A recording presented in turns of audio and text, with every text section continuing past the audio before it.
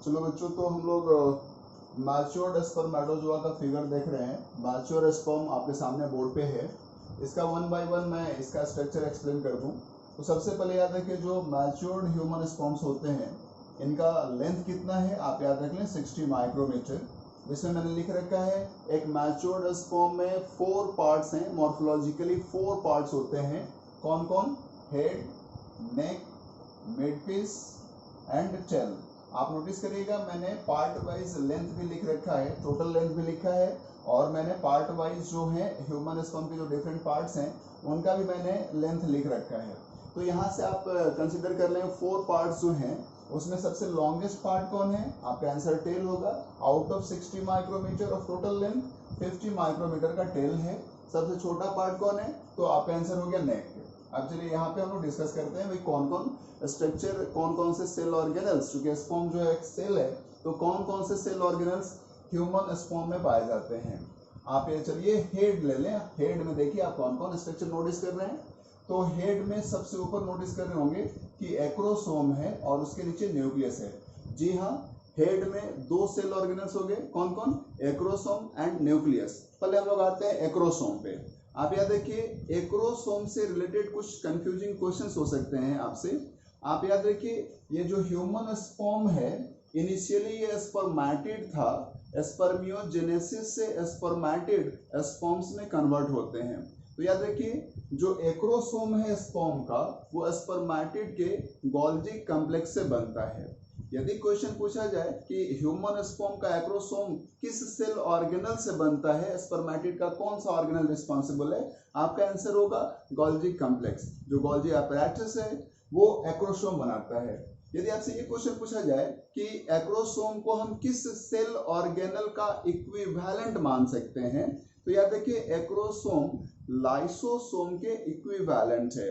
मतलब लाइसोसोम आपको याद होगा कि एक लाइसोसोमल मेम्ब्रेन होता है एज इन्वेलप। लाइसोसोम एक वेसिकल है और वो उसके जो इंटरनल कंटेंट्स होते हैं वो एक मेम्ब्रेन से बाउंडेड होते हैं।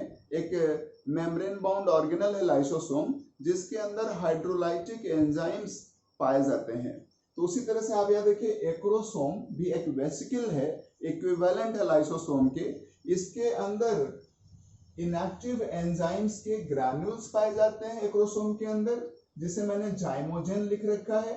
जाइमोजेन जो है वो ग्रैन्यूल्स हैं इनएक्टिव हाइड्रोलाइटिक एंजाइम्स के, और ये जो एंजाइम्स के ग्रैन्यूल्स हैं वो एक्रोसोमल मेम्ब्रेन से पैक्ड हैं।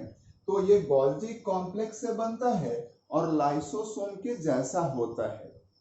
कैसे बनता है आप ऐसे याद रख लें कि आपको याद होगा कि सिस्टर्ना होते हैं गोल्जी apparatus में और इनके साथ वेसिकल्स होते हैं। तो ये जो सिस्टर्ना है इनका जो एंड होता है ये रेगुलरली आप जानते हैं सेवरल वेसिकल्स फॉर्म करते रहता है। तो स्पर्मेटिड का ये जो गोल्जी कॉम्प्लेक्स है ये कंटिन्यूअसली मेनी वेसिकल फॉर्म करता है और इस वेसिकल्स में स्टोर्ड रहते हैं hydrolytic enzymes in the form of granules. और ये फिर ढेर सारी जो वेसिकल्स देख रहे हैं आप, ये गोल्जी कॉम्प्लेक्स की वेसिकल्स हैं, ये फर्दर फ्यूज होकर एक लार्ज वेसिकल फॉर्म करते हैं और इन सबों के अंदर का जो हाइड्रोलाइटिक एंजाइम्स के ग्रैन्यूल्स हैं वो इस लार्ज वेसिकल में गैदर्ड हो जाते हैं और यही लार्ज वेसिकल आगे चल करके एक्रोसोम के नाम से स्पर्म में जाना जाता है। तो ऐसे याद रखेंगे आप, ठीक ना। Acrosome equivalent to lysosome, similar to lysosome, it is a vesicle और ये बनता है गोल्जी कॉम्प्लेक्स से। अब यहाँ पे याद रखिए हेड का nearly 50 to 60% portion acrosome occupy करता है। हम इसमें आप देखेंगे ये एक्रोसोम का outer membrane just plasma membrane के नीचे आउटर एक्रोसोमल मेम्ब्रेन, और न्यूक्लियस के कांटेक्ट में जो होगा नियरेस्ट टू न्यूक्लियस ये हो गया इनर एक्रोसोमल मेम्ब्रेन, और बीच में यहाँ पे अंदर में जो ग्रैन्यूल्स हैं हाइड्रोलाइटिक एंजाइम्स के वो स्टोर्ड हैं। अब हम लोग बात करते हैं न्यूक्लियस पे। आप समझ सकते हो भाई न्यूक्लियस जो है आप याद रखिए तो जान ही रहे हैं हैप्लॉइड न्यूक्लियस होगा। यहाँ पे स्पेशली गौर करने वाली बात है कि न्यूक्लियस के अंदर का जो न्यूक्लियोप्लाज्म होता है, मैच्योर्ड स्पर्म का जो न्यूक्लियोप्लाज्म होता है वो हाईली कंडेंस्ड होता है, एक इंपॉर्टेंट पॉइंट। दूसरा पॉइंट याद रखेंगे आप, न्यूक्लियस के अंदर का जो क्रोमैटिन मटेरियल है यानी जो डीएनए कंटेंट है, जो क्रोमेटिन मटेरियल है, वो ट्रांसक्रिप्शनली इनएक्टिव होता है। मतलब ये जो डीएनए है न्यूक्लियस का, स्पर्म, मैच्योर्ड स्पर्म का जो डीएनए है वो ट्रांसक्राइब्ड होने में सक्सेसफुल नहीं होता, ट्रांसक्रिप्शनली इनएक्टिव कहा मैंने। यानी ये हेटेरोक्रोमैटिन के फॉर्म में जो न्यूक्लियस का डीएनए है वो पाया जाता है। यानी यहाँ से आपको ये ध्यान रखना है कि मैच्योर्ड स्पर्म का डीएनए ट्रांसक्रिप्शन में फेल हो जाएगा तो फर्दर जो प्रोटीन सिंथेसिस होगी स्पर्म की वो स्टॉप हो जाएगी। यानी जो मैच्योर्ड स्पर्म है वो प्रोटीन्स का रिन्यूअल नहीं कर सकता, प्रोटीन सिंथेसिस में कैपेबल नहीं है फर्दर। ये ध्यान रखने वाली बात है। और ऐसे भी याद रखिए कि जो मैच्योर्ड स्पर्म ह्यूमन स्पर्म्स हैं इनमें राइबोसोम्स नहीं होते। आप ये याद रखिए कि एक्रोसोम जो कि गोल्गी कॉम्प्लेक्स का रिप्रेजेंटेटिव है, न्यूक्लियस, सेंट्रियोल नोटिस कर रहे हैं आप, एंड माइटोकॉन्ड्रिया, ये सेल ऑर्गेनल्स पाए जाते हैं स्पर्म में जो मैंने नाम लिया। बाकी जितने भी सेल ऑर्गेनल्स होते हैं वो फैगोसाइटोज्ड हो जाते हैं by Sertoli cells during the process of spermiogenesis. तो इसमें राइबोसोम है नहीं, प्रोटीन फैक्टरीज नहीं है, तो ऐसे भी प्रोटीन का रिन्यूअल नहीं हो सकता। और यदि राइबोसोम्स होते भी तो याद रखेंगे आप कि इसका जो डीएनए है वो ट्रांसक्रिप्शनली इनएक्टिव है, फर्दर ये प्रोटीन सिंथेसाइज नहीं कर सकते। अब हम लोग आ जाते हैं नेक पे। तो नेक में याद रखिए दो सेंट्रियोल हैं। न्यूक्लियस के नजदीक जो सेंट्रियोल है वो प्रॉक्सिमल सेंट्रियोल, और जो न्यूक्लियस से रिलेटिवली मोर डिस्टेंस पे है ये डिस्टल सेंट्रियोल हो गया। यहाँ पे याद रखेंगे आप कि ये जो डिस्टल सेंट्रियोल है इससे अराइज होता है माइक्रोट्यूब्यूलर स्ट्रक्चर 9+2 अरेंजमेंट वाला। यानी आप उसे कह सकते हैं कि ये जो आप डिस्टल सेंट्रियोल देख रहे हैं यहाँ पे, तो इससे ये जो माइक्रोट्यूब्यूलर स्ट्रक्चर अराइज हो रहा है, डेवलप हो रहा है, जिसका सेम फ्लैजिलम वाला माइक्रोट्यूब्यूलर ऑर्गेनाइजेशन है 9+2, 9 microtubules on periphery and 2 microtubules in centre, जिसे हम स्पर्म का फ्लैजिलम या इसे एक्सोनिम या एक्सियल फिलामेंट कहते हैं। तो ये डिस्टल सेंट्रियोल से राइज होता है और मिड पीस से होते हुए टेल रीजन में जाके एंड करता है। तो डिस्टल सेंट्रियोल यहाँ पे याद रखेंगे, सेंट्रियोल वर्ड हम तब यूज करते हैं सेल ऑर्गेनल के लिए जब वो स्पिंडल फाइबर्स फॉर्म करे। यानी सेंट्रियोल वर्ड तब यूज करेंगे जब वो माइक्रोट्यूब्यूल्स बनाए, माइक्रोट्यूब्यूल्स उससे अराइज हों, लेकिन वो माइक्रोट्यूब्यूल्स ऑर्गेनाइज होकर स्पिंडल फाइबर से यदि बनाते हैं तो हम ऑर्गेनल का नाम सेंट्रियोल रखते हैं। लेकिन यदि सेंट्रियोल से सिलिया फ्लैजिला अराइज होते हैं तब हम सेंट्रियोल टर्म यूज नहीं करते, तब हम ऐसे सेल ऑर्गेनल के लिए अलग टर्म यूज कर सकते हैं। तो क्या क्या हम इसके लिए वर्ड यूज कर सकते हैं आप याद रखिए। डिस्टल सेंट्रियोल के लिए हम वर्ड यूज करते हैं बेसल ग्रैन्यूल या बेसल बॉडी या काइनेटोप्लास्ट, या फिर हम नाम देते हैं ब्लेफेरोप्लास्ट। तो याद रखिए प्रॉक्सिमल सेंट्रियोल एग्जिस्ट करता है एज ओरिजिनल सेंट्रियोल, लेकिन डिस्टल सेंट्रियोल जो होता है वो बेसल बॉडी या बेसल ग्रैन्यूल के फॉर्म में होता है। अब याद रखिए आप जानते हैं कि कोई भी एक सेल डिवाइड करे, एनिमल सेल, इसके लिए एटलीस्ट उसको 2 सेंट्रियोल होना चाहिए। मैंने कहा कि एटलीस्ट 2 सेंट्रियोल्स की रिक्वायरमेंट है। यानी एक एनिमल सेल मान लीजिए ये है, ये डिवाइड हो, इसके लिए इसके दोनों जो पोलर एंड्स हैं आप देख रहे हैं, जो दोनों पोल्स होंगे, इस पे एक एक सेंट्रियोल की रिक्वायरमेंट होगी। यानी एटलीस्ट 2 सेंट्रियोल्स की रिक्वायरमेंट होगी एक एनिमल सेल को डिवाइड करने के लिए। आप याद रखिए सेंट्रियोल वर्ड मैंने यूज किया है, ना कि बेसल बॉडी कोई भी सेंट्रियोल यूज किया है। सेंट्रियोल मतलब एक ऐसा सेल ऑर्गेनल जो स्पिंडल फाइबर्स फॉर्मेशन के लिए माइक्रोट्यूब्यूल ओरिजिनेट करता है। तो याद रखिए इसमें 2 सेंट्रियोल तो है, लेकिन प्रॉक्सिमल सेंट्रियोल जो है वो स्पिंडल फाइबर फॉर्म करने में कैपेबल है, क्योंकि इससे कोई भी सिलिया या फ्लैजिलम जैसा ऑर्गेनल नहीं अराइज हो रहा। लेकिन डिस्टल सेंट्रियोल जो है वो यूज हो चुका है, वो एक्सियल फिलामेंट बनाने में यूज हो चुका है, वो माइक्रोट्यूब्यूल फॉर्म कर चुका है, अब वो स्पिंडल फाइबर के फॉर्मेशन में कैपेबल नहीं है। तो 2 सेंट्रियोल होने के बावजूद भी स्पर्म डिवाइड नहीं कर सकता, क्योंकि डिस्टल सेंट्रियोल इसका यूज हो चुका है। अब यहाँ भी याद है कि भाई प्रॉक्सिमल सेंट्रियोल का क्या कोई सिग्निफिकेंट रोल है फर्दर। तो याद रखिए जो ह्यूमन एग्स होते हैं, ह्यूमन जो ओवा है, उनमें सेंट्रियोल नहीं होता। और ये जो प्रॉक्सिमल सेंट्रियोल है, ये जब फर्टिलाइजेशन के समय स्पर्म से ओवम में डोनेट होगा तो फर्दर ये प्रॉक्सिमल सेंट्रियोल एक और सेंट्रियोल फॉर्म करता है। ये ध्यान देने वाली बात है कि ओवम का जो डीएनए है वो ट्रांसक्रिप्शनली एक्टिव होता है, यूक्रोमैटिन फॉर्म में होता है। इसका डीएनए काम करता है ओवम का, यानी ये अपने प्रोटीन्स का रिन्यूअल कर सकता है, फर्दर प्रोटीन बना सकता है ओवम। और आप जानते हैं कि स्पिंडल फाइबर्स के फॉर्मेशन के लिए या फिर सेंट्रियोल से स्पिंडल फाइबर्स के ओरिजिनेशन के लिए रिक्वायरमेंट होगी कि माइक्रोट्यूब्यूल्स फर्दर सिंथेसाइज हो। माइक्रोट्यूब्यूल्स के फॉर्मेशन के लिए आप जानते हैं ट्यूबुलिन प्रोटीन की रिक्वायरमेंट है।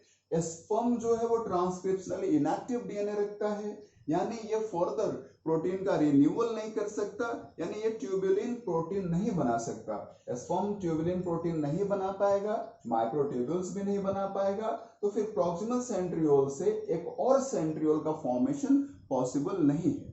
आप याद रखेंगे, आप जानते हैं सेंट्रियोल सेल्फ रेप्लिकेटिंग ऑर्गेनल है, लेकिन फर्दर एक सेंट्रियोल से एक और सेंट्रियोल का फॉर्मेशन हो, इसके लिए सेल कैपेबल होना चाहिए कि वो ट्यूबुलिन प्रोटीन रेगुलरली या जब रिक्वायरमेंट हो तो वो ट्यूबुलिन प्रोटीन सिंथेसाइज करे।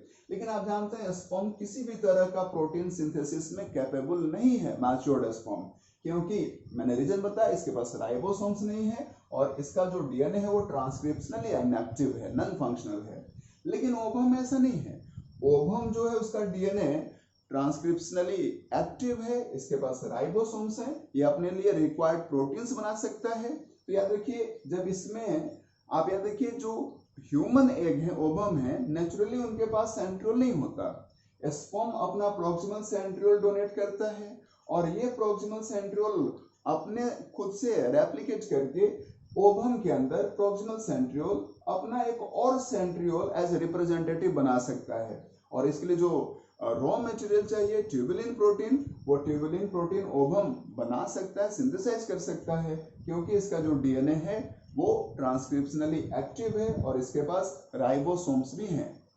तो याद रखेंगे प्रॉक्सिमल सेंट्रियोल का क्या इंपॉर्टेंस है। तो याद रखिए, फर्टिलाइज्ड ओवम जब स्पर्म से प्रॉक्सिमल सेंट्रियोल गेन करता है और प्रॉक्सिमल सेंट्रियोल एक और अपना रिप्रेजेंटेटिव बनाता है ओवम के अंदर, तो दो सेंट्रियोल की रिक्वायरमेंट ओवम में पूरी हो जाती है और तब ये ओवम डिवाइड करने में कैपेबल हो जाता है। और फर्टिलाइज्ड ओवम के जो इनिशियल 4-5 माइटोटिक डिविजन्स होते हैं, जिसे हम क्लीवेज कहते हैं, तो यहाँ पे याद रखना आपको प्रॉक्सिमल सेंट्रियोल एक सिग्निफिकेंट रोल प्ले करता है। फर्टिलाइज्ड ओवम का जो फर्स्ट क्लीवेज है, फर्स्ट माइटोटिक डिवीजन है, वो प्रॉक्सिमल सेंट्रियोल पे डिपेंडेंट है।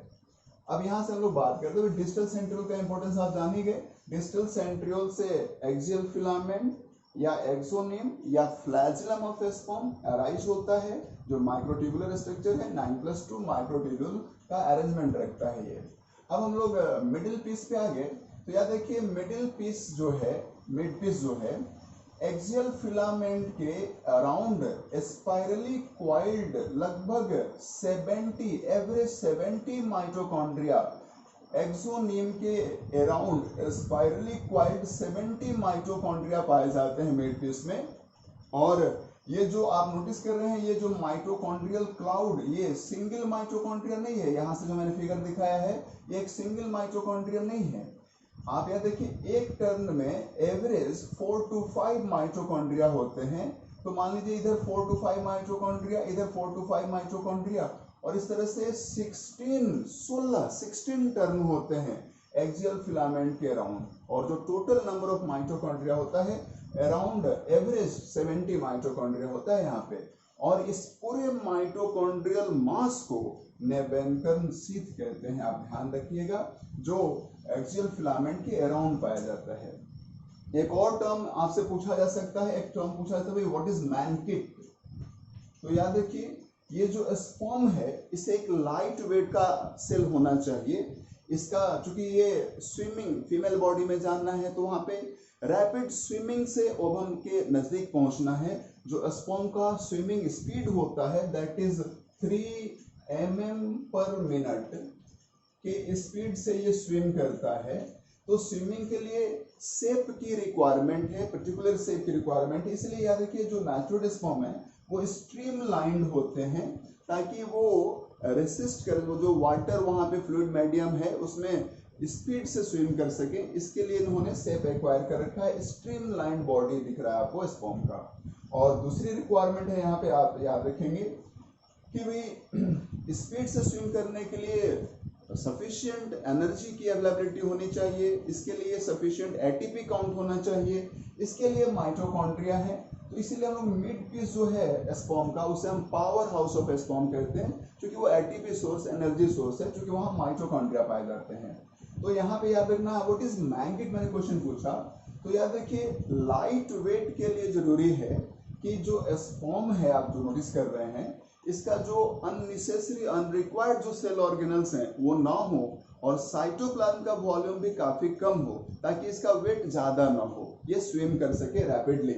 तो याद रखिए जो चूंकि सेल है साइटोप्लाज्म का होना स्वाभाविक है, तो जो अनरिक्वायर्ड सेल ऑर्गेनल्स हैं मैंने बताया कि सर्टोली सेल उसे फैगोसाइटोज कर जाते हैं, और अच्छा खासा वॉल्यूम भी साइटोप्लाज्म का सर्टोली सेल फैगोसाइटोज कर जाता है। स्पर्म से साइटोप्लाज्म का excess of volume Sertoli cell के द्वारा हटा दिया जाता है by the process of phagocytosis. जो रिमेनिंग वॉल्यूम साइटोप्लाज्म का होता है मेनली वो मिड पीस में होता है, यहीं पे नेबेनकन सिप के अराउंड जो साइटोप्लाज्मिक वॉल्यूम पाया जाता है मिड पीस में उसे हम मैंकिड कहते हैं। हेड में साइटोप्लाज्म नहीं है, नेक में साइटोप्लाज्म नहीं है, टेल के इनिशियल पोर्शन में साइटोप्लाज्म है, लास्ट पोर्शन में भी साइटोप्लाज्म बिल्कुल भी नहीं है। जो वॉल्यूम साइटोप्लाज्म का पाया जाता है वो मेनली मिड पीस में पाया जाता है, और इस साइटोप्लाज्मिक वॉल्यूम को मैंकेट कहते हैं। अब यहाँ पे याद रखिए कि ये जो एक्सियल फिलामेंट है मिड पीस के एंड पे जहाँ से टेल स्टार्ट होता है वहां पे एक रिंग सेंट्रियोल नोटिस करें फिगर में, जिसे हम एन्युलस कहते हैं, जो एक नॉन फंक्शनल सेंट्रियोल है, वो एक्सियल फिलामेंट के अराउंड पाया जाता है। अब यहाँ से देख लें एक्सियल फिलामेंट की बात हम लोगों ने कर ही ली है। एक्सियल फिलामेंट जो होता है मेनली उसका जो पोर्शन है मोस्ट ऑफ पोर्शन टेल में ऑक्युपाइड होगा, और इस तरह से टेल रिस्पॉन्सिबल है स्पर्म की स्विमिंग के लिए, और टेल में जो वाइब्रेशन है वो एक्सियल फिलामेंट के द्वारा लाया जाता है। यहाँ पे याद रखेंगे कि जो कैल्शियम आयन है वो टेल की या फ्लैजिलम की या एक्सियल फिलामेंट कह लीजिए, उसकी जो मोटिलिटी है, जो वाइब्रेशन स्पीड है, उसको ये फेवर करता है कैल्शियम आयन। और जो कॉपर आयन होता है, कॉपर आयन, ठीक है, तो ये मोटिलिटी को या वाइब्रेशन जो एक्सियल फिलामेंट में है उसको डिस्करेज करता है, अनफेवर करता है। तो याद रखेंगे स्पर्म यदि कैल्शियम रिच मीडियम में होगा तो उसकी मोटिलिटी फास्ट होगी, और यदि वो कॉपर रिच मीडियम में होगा उसकी स्पीड, उसकी जो मोटिलिटी है वो रिलेटिवली कम होगी। ये हम लोग रिप्रोडक्टिव हेल्थ में डिस्कस करेंगे, पर्टिकुलरली जब टॉपिक आएगा कॉपर टी जो इंट्रा यूटेराइन डिवाइस है, वहां पे हम लोग डिस्कस करते हैं इस मैटर को। तो ये ह्यूमन स्पर्म इंपॉर्टेंट पॉइंट्स आपके सामने, ठीक ना। जो भी पर्टिकुलर टर्म है आपको ज्यादा फोकस करना है, व्हाट इज नेबेनकन सिप, न्यूक्लियस का जो क्रोमैटिन मटेरियल होता है वो कैसा होता है, स्पर्म डिवाइड क्यों नहीं कर सकता, इसके प्रॉक्सिमल सेंट्रियोल का क्या यूज है, क्या काम आएगा ये ओवम में, फर्टिलाइज्ड ओवम में, डिस्टल सेंट्रियोल को बेसल बॉडी क्यों कहते हैं, इन सब सारी चीजों को आपके लिए इम्पोर्टेंट है। आप अब इसको वन बाय वन आप एक बार रिपीट कर लें। ये आपके सामने बोर्ड पे पूरा मैटर है, आप एक बार इसको व्यू कर लें और अच्छे से एक एक मैटर ध्यान रखें।